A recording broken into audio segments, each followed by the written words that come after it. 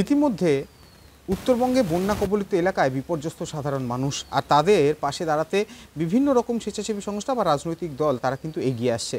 এবার বিজেপির পক্ষ থেকেও কিন্তু এই বন্যা দুর্গতদের পাশে পাশে দাঁড়ানোর জন্য রীতিমতো ত্রাণ সংগ্রহ করা হচ্ছে। নদিয়ার শান্তিপুর ব্লকের বিজেপির মণ্ডল 3 এবং মণ্ডল 1-এর পক্ষ থেকে বিভিন্ন বাজার এলাকাতে ঘুরে ঘুরে ত্রাণ সংগ্রহ এবং অর্থ সংগ্রহ করা হচ্ছে। যদিও তাদের দাবি এই যে বন্যা দুর্গত মানুষজন রয়েছে তাদের পাশে দাঁড়াতেই বিভিন্ন খাবার দাবার এবং আর্থিক অনুদান যারা যে যেরকম পাচ্ছে, কোনো চাহিদা নেই, তবে যার যতটা সামর্থ্য ততটাই দিচ্ছেন এবং সেই দান পেটিতে দেওয়া হচ্ছে। সেগুলিকে একত্রিত করে রানাঘাট দক্ষিণ সাংগঠনিক জেলার পক্ষ থেকে এই ত্রাণ সামগ্রী পাঠিয়ে দেওয়া হবে উত্তরবঙ্গে। একটাই উত্তরবঙ্গে ভয়াবহ বন্যা, এই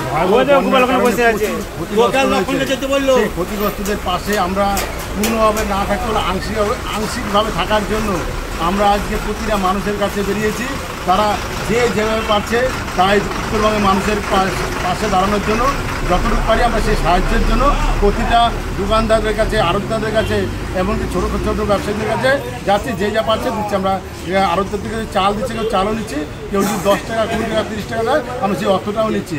এই সমস্ত অর্থটা আমরা আমাদের নদিয়া দক্ষিণ সাংগঠনিক জেলার মাধ্যমে আমরা উত্তরবঙ্গে সম্পূর্ণরূপে পাঠিয়ে দেবো।